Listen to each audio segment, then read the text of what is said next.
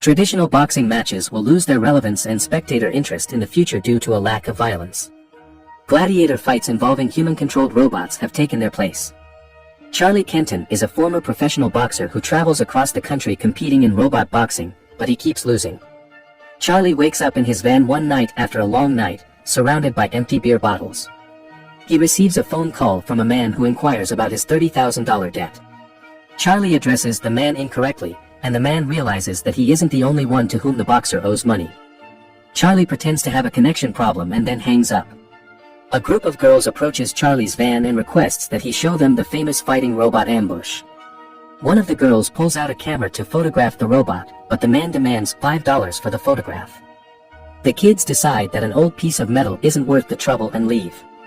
Charlie runs into his old friend Ricky, the arena manager, at the fair. He promised Charlie $3,000 if Ambush participated in a fight with one of his bulls. However, the deal involved an 800-pound bull, and Ambush's opponent weighs twice as much as him. Charlie decides to go all in, offering Ricky a $20,000 bet if he wins the fight. Ricky agrees to the bet but warns Charlie of the dire consequences if he loses again and does not pay off the debt. The fight starts, and Charlie pompously introduces Ambush to the audience. Everything seems to be going well at first, with the robot easily avoiding the opponent's blows. However, Charlie becomes too engrossed in interacting with the public and fails to notice the enraged bull charging at the robot from behind. The animal slams into Ambush, taking his leg with it. Charlie requests that Ricky stop the fight, but he is content to watch his opponent lose. Ambush eventually degrades into a useless heap of metal that children disassemble for souvenirs. Charlie lacks the funds to compensate for his loss, so he attempts to slip past Ricky unnoticed. The boxer is pursued by two men and strikes one of them, believing they are going to demand money from him. The strangers, on the other hand, inform Charlie of the tragic news: his ex-wife has died, leaving their 11-year-old son Max an orphan. Charlie is unconcerned about his son's future and goes to court to sign the parental waiver of custodial rights. Some of his deceased ex-wealthier wife's relatives want to adopt the boy, so Charlie sells them the right to custody for $100,000. He agrees to take Max for the summer in exchange for a $50,000 deposit in order to improve the father-son relationship. Charlie spends the money on Noisy Boy, one of the best voice-controlled robots on the black market. Charlie returns to the gym, where he lives with Bailey Towlett, the deceased coach's daughter. The young woman chastises him for making an expensive purchase while owing her money for rent. He tries to seduce her, but she reminds him that she needs the money to pay the bills. At this point, Max is brought in by his relatives. The boy is upset because his father did not share the proceeds, not because his father sold him. Charlie claims that he squandered all of his money on the robot and that Max can leave if he doesn't like something. The boy decides to stay and watch the unboxing of the Noisy Boy. Everyone admires the fighter in samurai armor as he emerges from the box. Charlie decides to put voice controls to the test and issues a few battle commands, but the robot does not respond at all. The man concludes that he was duped and blames Bailey for failing to check the robot. Max proves to be smarter than the adults and pronounces the commands in Japanese, the robot's native language. Noisy Boy obeys, and Bailey realizes that all they have to do is change his voice control settings. Charlie loads his robot into his van after a short test drive and plans to attend the next competition. Max steals the car keys and asks his father to accompany him unless he wants to be stranded without a car. Charlie reluctantly agrees, and the two arrive at an underground fight club where they meet dozens of other robots. Charlie is certain that he will win this time, so he requests that the organizer, Finn, sign Noisy Boy up for the main fight. Max tries to talk his arrogant father out of it, telling him that he should only participate in warm-ups because he has never tested the robot on a real battlefield. But Charlie ignores his words and forces Noisy Boy to compete against the Fight Club's star, Midas.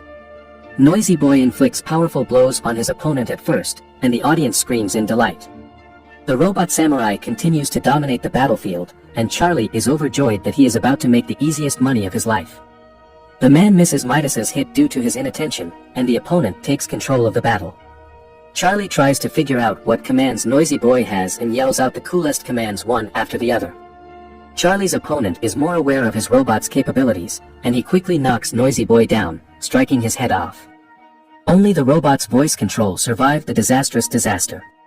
Max rightly chastises his father for fighting the champion without even learning any standard Noisy Boy commands. Charlie refuses to accept responsibility and orders his son to be quiet if he wants to spend the night in comfort rather than on the street.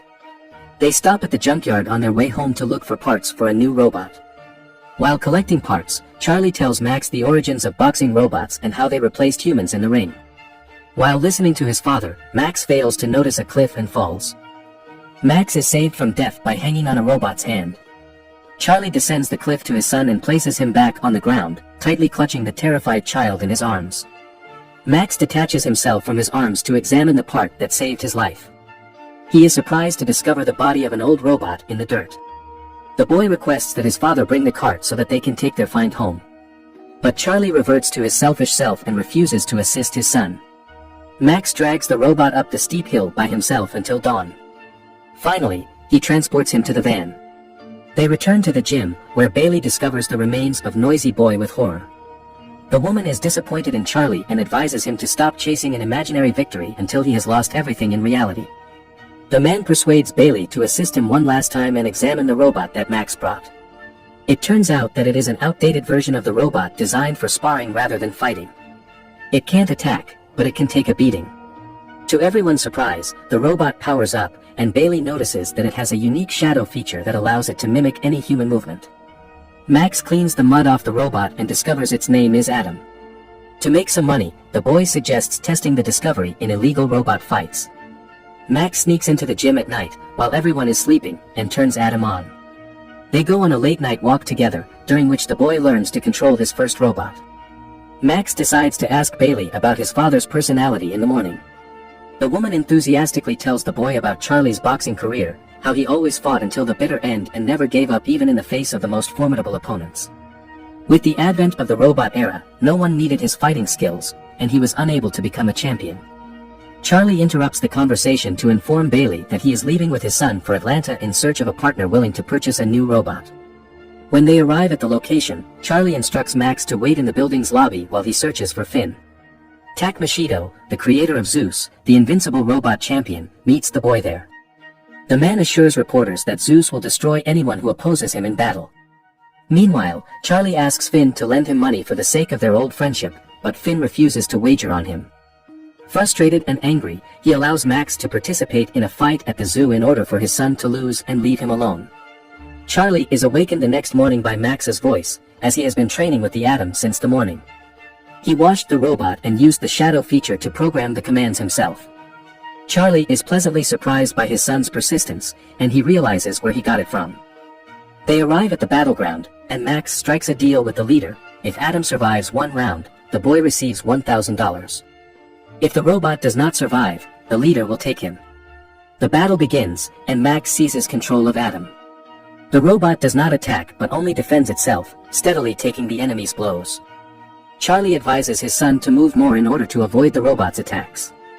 However, the opponent grabs Adam and strikes him in the head, knocking him down.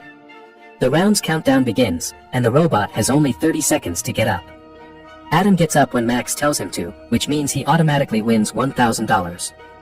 The leader disagrees with this result and offers to double the winnings if the robot survives one more round.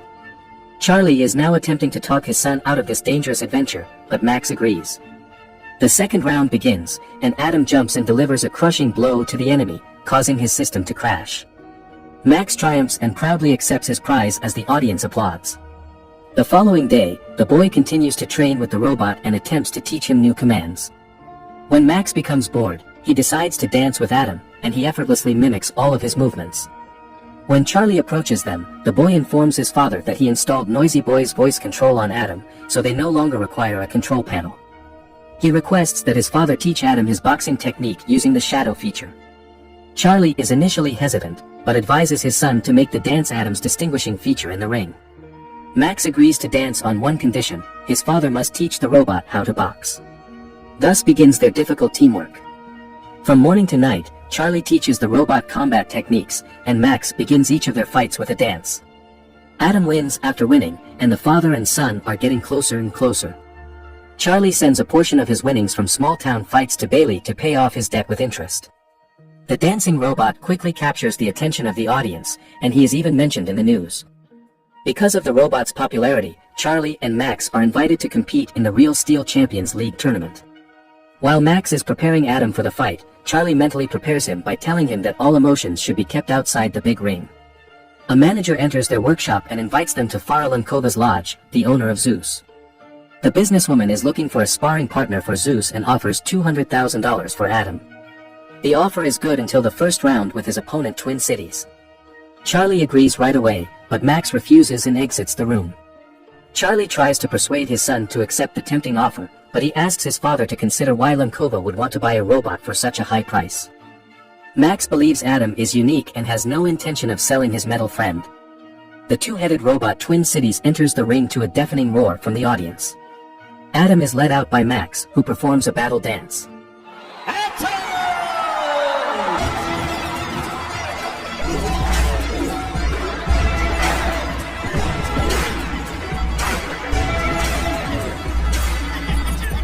The fight begins with the robots, and within the first few minutes, the enemy mercilessly attacks Adam, preventing him from striking back.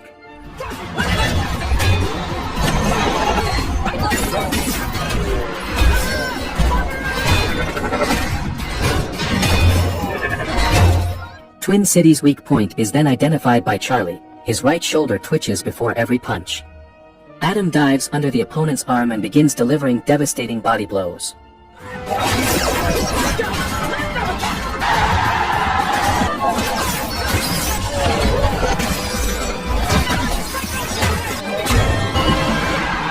Adam knocks Twin City out with a kick to the head after weakening his right side. The audience erupted in applause. Bailey, who has been watching the fight the entire time, also screams with delight. Max rushes into the ring and snatches the referee's microphone.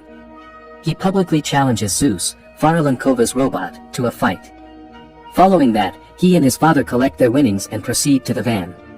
Ricky meets them there and orders the thugs to attack them in order to reclaim his money. They thrashed Charlie and stole all of their money. Charlie, concerned about his son, takes him to his legal guardians to keep him safe. With tears in his eyes, the boy begs his father to let him stay with him, but Charlie refuses to take the risk.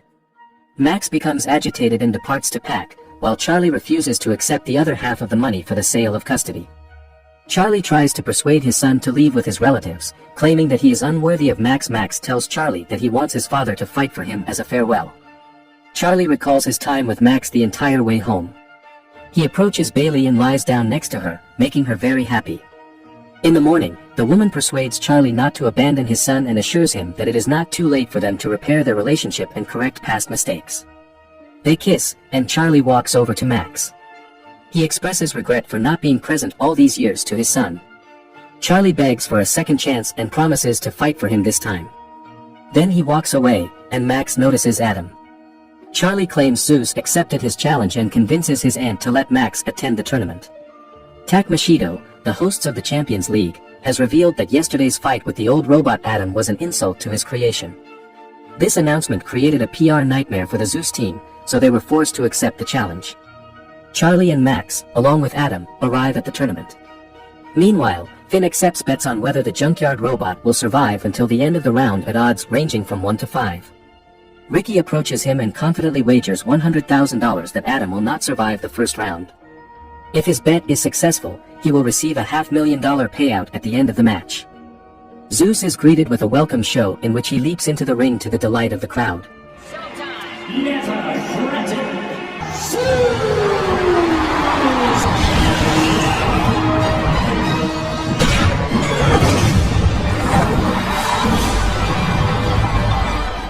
Adam makes a more modest appearance, and the fight begins. With the first blow, Zeus knocks out the opponent. Every spectator believes that the champion will win quickly. Adam stands up, but is quickly knocked down again by a barrage of powerful blows. The robot gets up after the third knockdown, and Zeus corners him. Finally, Charlie gathers himself and strikes the enemy before backing away. To everyone's surprise, Adam takes the fight to Zeus and relentlessly delivers blow after blow. Despite a formidable opponent, the old robot manages to stay upright until the end of the first round. Ricky rushes out of the building, but Finn finds him and takes his money. The fight continues, and Adam miraculously survives the second and third rounds. By the fourth round, Zeus has unleashed all of his power on the enemy, inflicting significant damage on him. Adam's voice control system is destroyed yet again. Despite this, the robot survives until the end of the round, but his chances of winning are now slim. Max tries to use the shadow feature to get his father to control Adam. The boy notices Lemkova and Machido becoming nervous, fearful of the old robot's hidden abilities. In the end, Charlie gives in to his son's desperate requests. He gives Adam a motivational speech before the fight as a coach, despite the fact that the robot cannot hear him. The fifth and final round begins. Charlie maintains the block, exhausting his opponent. Max becomes concerned that Zeus will destroy his robot. He begs his father to start fighting, but he refuses because it is not yet time. Charlie delivers a series of crushing blows after waiting for Zeus to run out of energy. Tak Machido, the champion of real steel, begins to lose control of Zeus. Despite this, Charlie knocks the opponent down with a powerful uppercut to the head.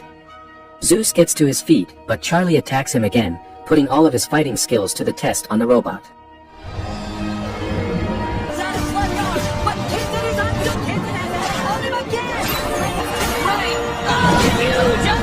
The sound of a gong, announcing the end of the battle, saves Zeus from complete defeat. The audience applauds and yells Adam's name. Bailey rushes on stage and kisses Charlie. Nonetheless, Zeus continues to win on points and is the reigning Real Steel Tournament champion. However, Farah Lemkova's company suffered a crushing defeat in the fight. Adam is crowned People's Champion, a result that Max is delighted with. The boy falls into his father's arms, and he expresses his pride and love for his son without saying anything. They go out to the center of the ring with Adam and bask in their glory and recognition.